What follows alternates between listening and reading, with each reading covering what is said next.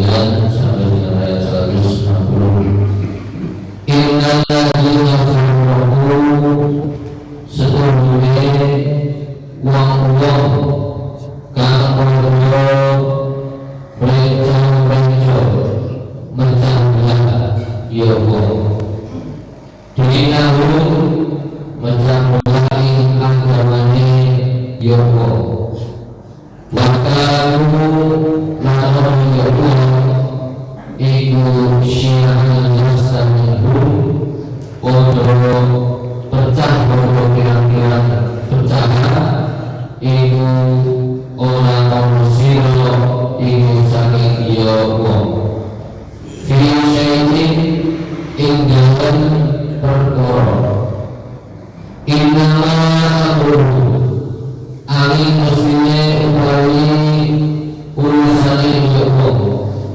ilau iku ilallahi maring Gusti Allah Ta'ala dhewe tumpayu nyariku mongko nuli nyeritakake Gusti Allah Ta'ala ing wong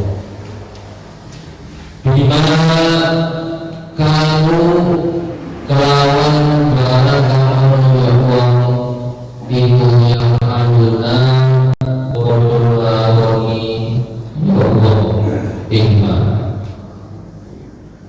manjaa sing sobawae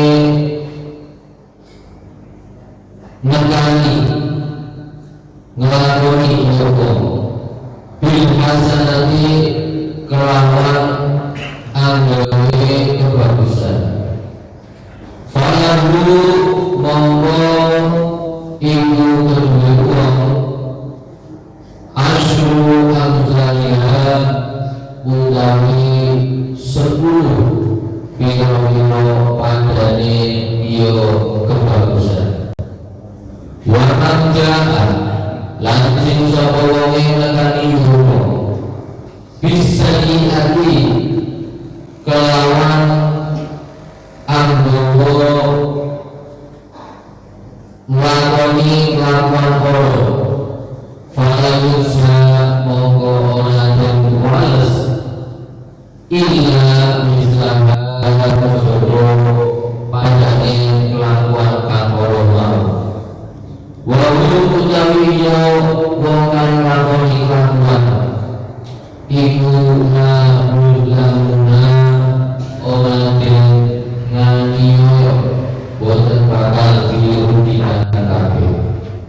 Terjemah ayat 159 paling ngarep setuhune wong-wong kang padha pisah-pisah agamane padha pecah belah agama sebagian diimanake sebagian maneh ora diimanake lan kahanane dheweke padha tansah perpecahan ngenani pokoke agama yaiku wong-wong Yahudi lan wong-wong Nasrani. Wong-wong kang perkara iku ora susah sira arupi boten usah dipikirake. Urusane wong-wong iku kang padha pecah belah agama iku namung bali Gusti Allah Ta'ala. Besok orang ing akhirat wong iku bakal didhawuhi apa-apa kang dilakoni nalika ing alam dunia banjur diwales apa mestine tanbihun peringatan ayat ini dimaksud kelawan ayat kang ngijinake perang utawa merangi wong-wong kang padha musyrik ayat 160 wong-wong kang besok ana ing dina kiamat tumone nganti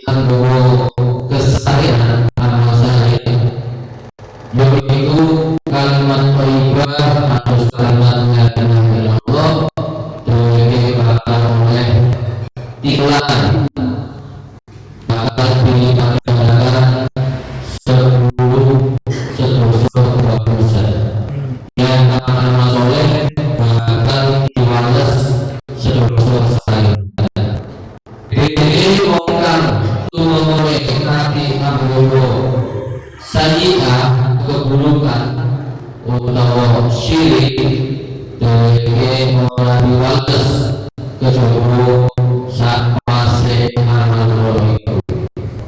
Wong-wong kang padha amal ing alam dunia ora bakal dingani nyoyo boten bakal dirugikan. Wallahu a'lam bishawab. Bapak Ibu jamaah yang dirahmati Allah, dua ayat yang baru saja kita baca dan kita baca juga keterangan tafsirnya, bahwa ayat 159 ini menerangkan bahwa Nabi Muhammad SAW ini tidak bertanggung jawab terhadap orang-orang yang berbuat syirik, sehingga orang-orang tersebut nanti akan mempertanggungjawabkan perbuatan syiriknya langsung kepada Allah Subhanahu wa Ta'ala, dan Nabi Muhammad SAW hanya sekedar memperingati saja. Ayat 129 ini dikatakan disebabkan karena sifat dari kaum musyrik, termasuk golongan orang Yahudi dan orang Nasrani pada awal-awal menunjukkan Nabi Muhammad SAW sebagai Rasul sesama. Begitu orang Yahudi dan Nasrani mendengar bahwa Rasul akhir zaman yang ditunjuk oleh Allah adalah Nabi Muhammad SAW yang bukan dari keturunan Yahudi maupun keturunan Nasrani, maka orang-orang Yahudi dan orang-orang Nasrani ini tidak terima, karena dua golongan ini berharap bahwa Rasul akhir zaman diturunkan Allah Subhanahu wa Ta'ala dari keturunan Yahudi atau keturunan Nasrani. Harapan sama-sama golongan. Ternyata Allah Subhanahu wa Ta'ala menurunkan Rasul akhir zaman ini dari bangsa lain. Oleh karena itu, orang Yahudi akhirnya tidak mempercayai bahwa Al-Quran ini kitab suci yang benar, dan juga tidak mempercayai, orang Yahudi tidak percaya terhadap Injil, kitab suci yang diturunkan oleh Allah kepada Nabi Isa alaihissalam. Begitupun orang Nasrani pun tidak percaya, tidak mempercayai bahwa Al-Quran adalah kitab suci yang terakhir yang menyempurnakan kitab-kitab sebelumnya. Oleh karena itu, ayat ini menerangkan bahwa orang yang memecah belah agama maka pertanggungjawabannya langsung kepada Allah Subhanahu wa Ta'ala, karena pada saat itu umat Islam masih sedikit atau masih lemah. Apabila mengajak perang ada kemungkinan, karena jumlahnya sedikit, kemungkinan kalah. Tetapi ayat ini kemudian dimansuh, diganti oleh Allah dengan ayat yang memperbolehkan memerangi orang-orang musyrik apabila orang-orang musyrik tersebut membahayakan umat Islam pada saat atau pada zamannya baginda Nabi Muhammad SAW. Kemudian dilanjutkan di ayat 160, Allah Subhanahu wa Ta'ala menyampaikan barang siapa membawa amal yang baik atau melakukan amal kebaikan, barang siapa berbuat kebaikan maka akan mendapatkan balasan 10 kali lipat dari amal yang dia lakukan. Janji Allah, orang yang berbuat baik maka dilipat gandakan balasannya, pahalanya minimal 10 kali lipat. bisa sampai 700 kali lipat, tergantung dari kekuasaannya Allah Subhanahu wa Ta'ala. Orang bersedekah 10.000 umpamanya, maka minimal akan diganti dengan balasan atau ganti sebanyak 10 kali lipat. Setelah 10.000 akan diganti 100.000, tetapi tidak mesti harus berbentuk uang. Terkadang juga lebih dari 10 kali lipat, bisa berbentuk diberikan kesehatan, diberikan ketenangan, diberikan keselamatan. Yang tadinya ditakdirkan mendapat musibah, begitu bersedekah musibahnya dihilangkan, diganti dengan nikmat. Jadi Allah, orang yang berbuat kebaikan akan dibalas dengan minimal 10 kali lipat. Dan barang siapa yang berbuat kejahatan atau keburukan, maka akan dibalas seimbang dengan kejahatannya. Jadi kebalikan dari yang pertama, orang yang berbuat jahat, orang yang berbuat keburukan dibalasnya sesuai dengan keburukan itu.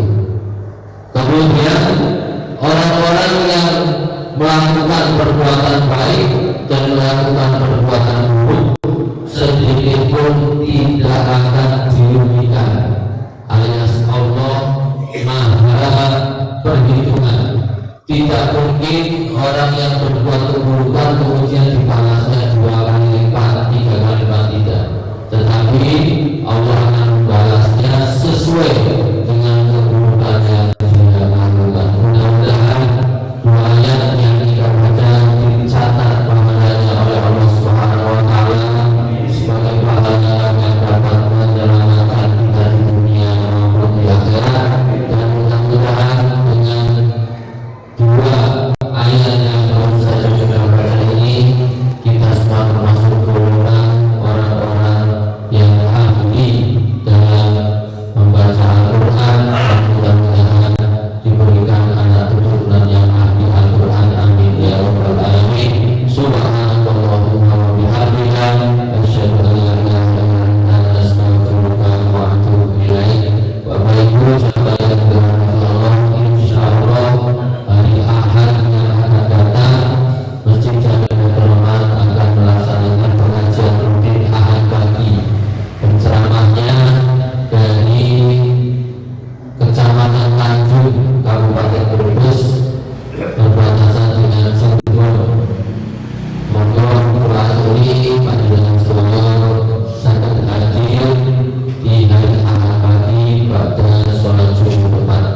Kemudian insyaallah nanti malam akan dilaksanakan pembacaan maulid al-Barzanji. Waktunya setiap malam Selasa pada sholat maghrib tepat. Insyaallah menjelang isya sudah selesai. Dan alhamdulillah maulid al-Barzanji setelah dilaksanakan pada maghrib, pesertanya alhamdulillah tambah banyak.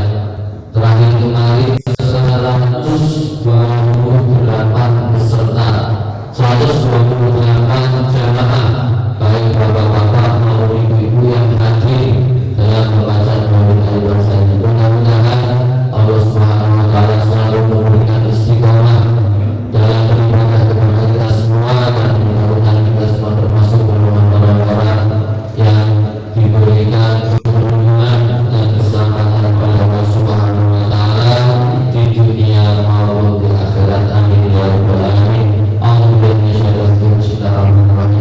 shalli wa sallim wa barik ala sayyidina Muhammad wa ala ali sayyidina Muhammad. Alhamdulillah rabbil alamin. Hamdan syakirin, hamdan naiman, hamdan wasinan. Ya rabbana alhamdulillah min ghairi istirahatin wa ala sultan. Allahumma shalli ala sayyidina Muhammad salatan tunjina biha min jami'il ahwali wal afat, wa taqdirana biha min jami'il hajat, wa tudalluna biha min jami'is sayyi'at, wa tarfa'una biha indaka 'ala darajat, wa tuballighuna biha aqsal ghayat min jami'il khairati fil hayati wa ba'dal mamat. innaka ala kulli syai'in qadir. Rabbana ighfir lana wa liwalidina wa li aulatina wa dhurriyyatina wa li jami'il muslimina wal muslimat wal mu'minina wal mu'minat al-ahya'i minhum wal amwat. Rabbana atina fid dunya hasanah wa fil akhirati hasanah wa qina adzabannar. Subhana rabbika rabbil izzati amma yasifun. Wassalamu ala mursalin walhamdulillahi rabbil alamin. Al-Fatihah. A'udzu billahi minasyaitonir rajim. Bismillahirrahmanirrahim. Ya kana wa ya